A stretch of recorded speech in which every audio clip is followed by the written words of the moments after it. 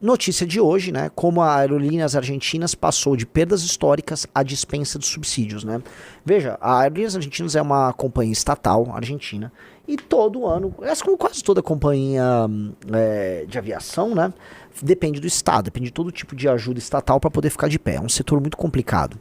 A Aerolíneas Argentinas, nos últimos 17 anos, ela pedia e precisava e solicitava subsídios do governo argentino para poder sobreviver. Mas desta vez não, tá? Esta é a primeira vez nos últimos 17 anos que a Aerolíneas Argentinas dispensa subsídios e mostra, vamos dizer, um novo cheirinho, tá? Dessa nova Argentina, tá? É uma Argentina diferente, é uma Argentina com cara de sucesso e com área de inovação, e não uma Argentina fedendo a naftalina como a gente estava conhecendo, uma Argentina derrotada, com baixa autoestima, destroçada. Você vai entender essa Argentina aqui nessa edição da Valete, tá?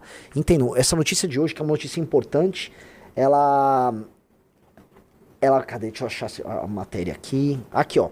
O Vitor Antum, tá? E o Pessoa, do Novos Clássicos, eles foram até Buenos Aires para entender isso. E eles conversaram com as pessoas e eles pegam justamente, vamos dizer, uma certa dicotomia que existe entre uma população mais velha presa no peronismo e a população mais nova que odeia o peronismo e que abraçou o Milei. Então tem uma guerra geracional acontecendo na Argentina, em que os mais novos, que estão destruídos, eles querem uma Argentina diferente da Argentina mofada que eles herdaram dos seus pais, dos seus avós. Esse conflito geracional, que para mim é um conflito fundamental para nós aqui no Brasil, e que é um conflito que nesse sentido o MBL e o Projeto da Missão antevêm e que pretendem liderar, é necessário para que a gente rompa com os consensos que nos destroem, porque a Argentina, né, dos últimos anos, pode olhar para o Brasil e dizer, eu sou você amanhã. Tá, o Brasil, ele tá virando Argentina, nesse processo de, né, mofar, ficar pouco dinâmico, ficar preso nas suas oligarquias mais velhas, achar que o Estado tem que ficar sustentando a população. A Argentina acreditou nisso por muito tempo. E a ruptura veio através de uma ruptura geracional. Eu acho que nós precisamos de uma ruptura geracional. Tá? E é fundamental haver essa ruptura geracional. Não dá para os mais velhos escravizarem os mais novos no Brasil, com suas ideias, com suas concepções. Eu vou dar um exemplo. Você ficar preso entre Lula e Bolsonaro, amigo, são categorias de pensamento muito antigas, que vêm da ditadura militar. O Bolsonaro representa o pensamento da arena, da ditadura militar, do regime. E o lulismo representa o MDB e as esquerdas. Você tem uma dicotomia que era lá do período dos anos 60. O Brasil vive a mesma dicotomia dos anos 60. 60, 70, 80, 90, 2000, 2010, 2020. A gente tá o quê? 1, 2, 3... A gente tá há 6, 7 décadas vivendo essa dicotomia. Nos 60, 70, 80, 90, 2000, 2010, 2020. É isso. A gente tá na 7ª década vivendo isso. E isso são as categorias de pensar e de sentir a política brasileira e de imaginar a política brasileira da época dos teus avós, da época dos teus pais, dos teus avós. Nós não podemos ficar presos nessa dicotomia. Essa dicotomia é suicida. Suicida. Nós temos que romper com ela. Então, Bolsonaro e Lula é a dicotomia velha. A gente tá lá preso. Eu não quero isso. Também não quero achar, então vamos voltar pro Vargas. Que Vargas, meu? Vargas tem que ser superado, assim como a Arena e o MDB tem que ser superado, assim como Lula e Bolsonaro tem que ser... Isso é entulho do passado. Só que se você abrir as pesquisas eleitorais, a gente tá ali com entulho. Se olhar na presidência da República, tem um entulho. E se olhar o líder da oposição, é um entulho. É entulho. E você esse entulho tá pesando em você. Não dá mais pra sobreviver dentro dessas categorias. A gente vai ter que mudar tudo. Agora, quando a gente percebe que, assim, tá indo pra uma eleição em que estão falando em Michele Bolsonaro, porque ela é mulher do Bolsonaro, é tipo uma coisa meio Evita Peron, né? Pra fazer novamente um paralelo com a Argentina, né? Ah, eu vou votar nela porque ela é mulher do cara. Gente, vocês sabem quem é a Michele Bolsonaro? O que era a Michele Bolsonaro? Ela era uma mulher que trabalhava com displays de venda de vinho num supermercado lá em Brasília. Aí depois um deputado viu ela no supermercado e falou, pô, gostei dela. Ela vai trabalhar na liderança do PP, eu acho, do PP ou do PR, na Câmara. Aí ela casou com o Bolsonaro. Aí agora vocês querem que ela seja presidente da República? Qual o pensamento que essa mulher teve ao longo da vida dela? Ah, ela é evangélica, isso é suficiente? Isso é suficiente? Né? E com isso você acha que ela tá apta? Qual é a imaginação que ela tem? É chamar o Silas Malafaia? Eu vi um cara botando isso no Twitter, ele vai lá colocar. Você vê, né, a aplicação da imaginação dela através da Damares. Alguém aqui acha a Damares uma formuladora de políticas públicas convincente? A Damares é mais feminista do que a Sâmia Bonfim, só pra começar. O governo Bolsonaro, muito por conta dessa dupla, Michele e Damares, foi o governo mais né, aplicador dessas leis, desse mulherismo feminista meio bizarro, nos últimos, acho que ganhou até da Dilma. São ligadas a esse neopentecostalismo dinheirista que tem aí, que ninguém na política brasileira tem coragem de falar, né? Porque perde voto. Aqui a gente fala neopentecostalismo dinheirista. Boa parte do neopentecostalismo brasileiro é sobre tirar dinheiro de pobre. É isso. Pra a população brasileira, vai lá, na pesquisa, Michele não é um bom nome, é a esposa do Bolsonaro. Beleza. Eu até fiz um tweet engraçado que assim, né? Tá pintando que o Cleitinho já declarou voto na Michele. Tá pintando um cenário em que você pode ter o seu país administrado pelo Cleitinho e pela Michele Bolsonaro. E aí você vai falar que se você não votar no Cleitinho e na Michele Bolsonaro, você tá ajudando o PT. Então, quer dizer, a alternativa ao PT para esses caras, dada a burrice do brasileiro em acreditar que essas figuras são oposição, tá? São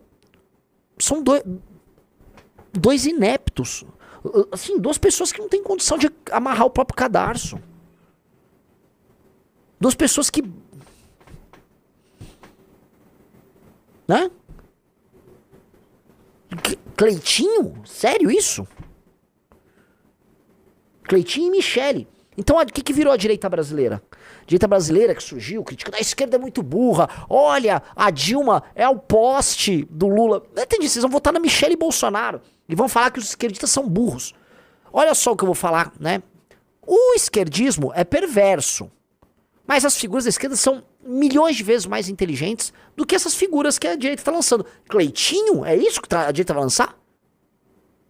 Michele? Que é o próximo? É só pegar qualquer louquinho na rua, põe uma bandeira do Brasil, a volta nesse cara. Pelo amor de Deus, galera. Lembrando que o Cleitinho era da turma do Janones. Naquele período que os dois eram populistas não ideológicos. O que aconteceu é que o Janones foi pra esquerda e o Cleitinho foi pra direita. O Janones, na eleição de 2022, ele concorreu a primeira... Ele era um pré-candidato à presidência da República, o primeiro...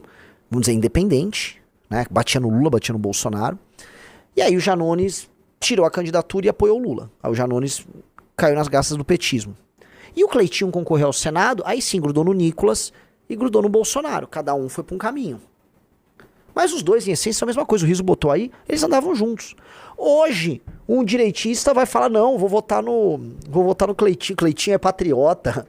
Uma pessoa que vota no Cleitinho, uma pessoa que vota no Cleitinho, a pessoa tinha que, né, assim, rever tudo ali, né? O Lula, o que se tornou o governo Lula, né? Como o governo Lula, do ponto de vista econômico, né, ele não sabia se ele era heterodoxo ou se era ortodoxo, se ia seguir o Haddad, os caras do INSPER, ou se ele ia pegar uma linha um pouco diferente, ele ia ouvir aquela galera mais Unicamp. Ficou ali naquilo lá, assim, ele tentou um pouquinho das duas coisas, não deu nada. Eu tô até agora aguardando, tá, a reindustrialização do Brasil tocada pelo Geraldo Alckmin. Lembra disso?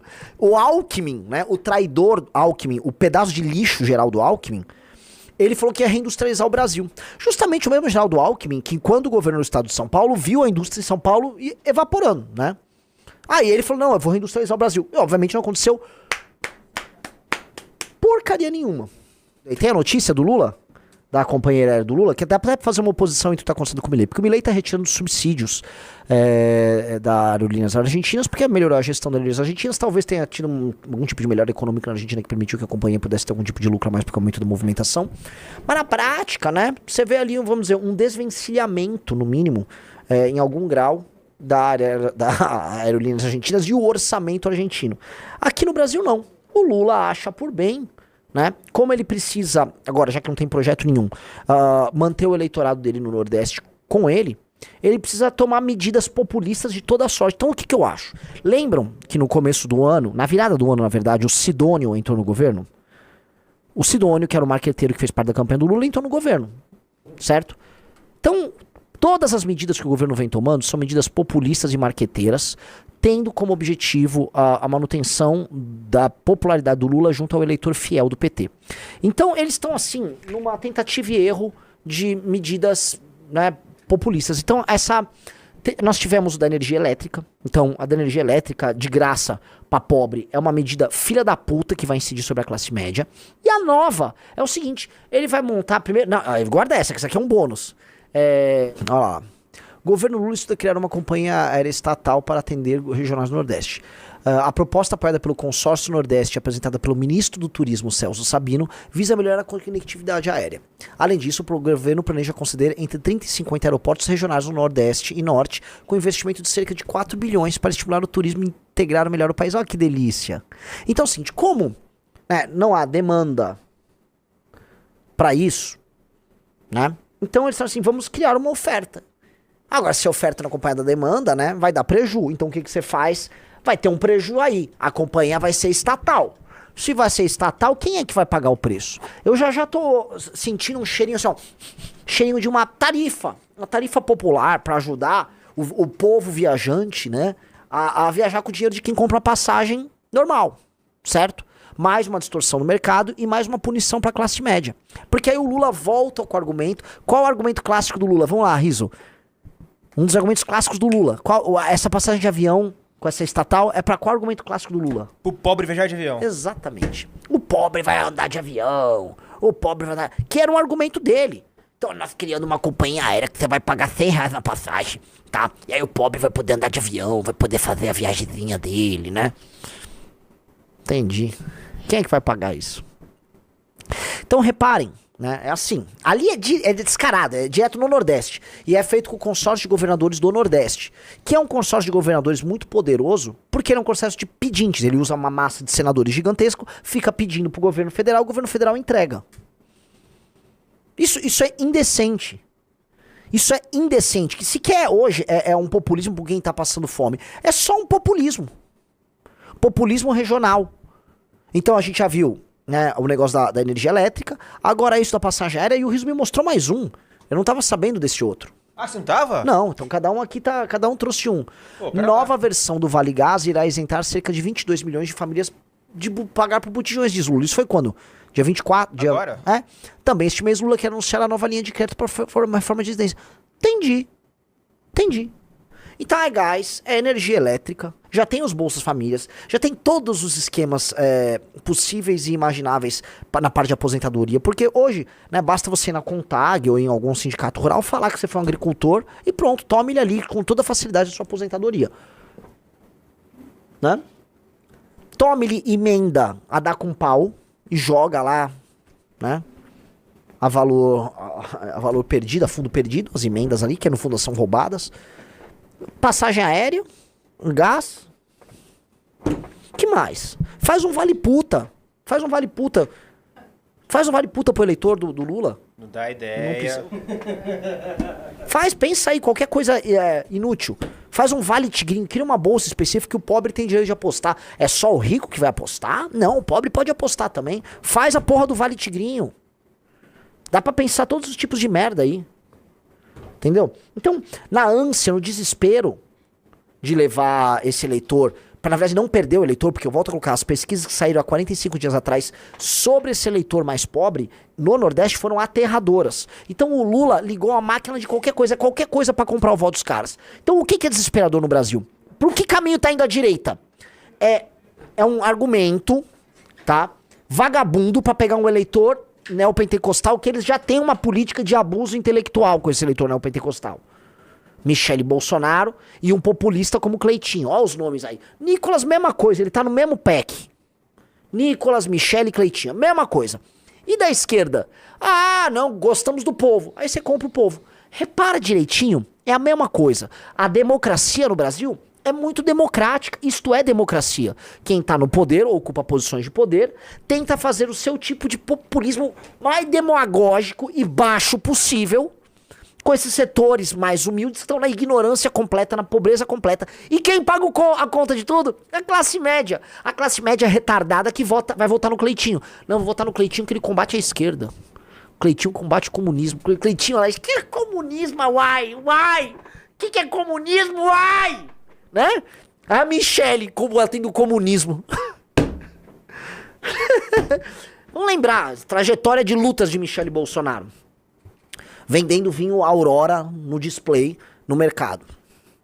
Conheceu um deputado, o deputado tá aí, ela vai trabalhar na liderança do meu partido na Câmara dos Deputados. Aí o Bolsonaro conhece ela casa com o Bolsonaro. É isso. Ela vai administrar o Brasil.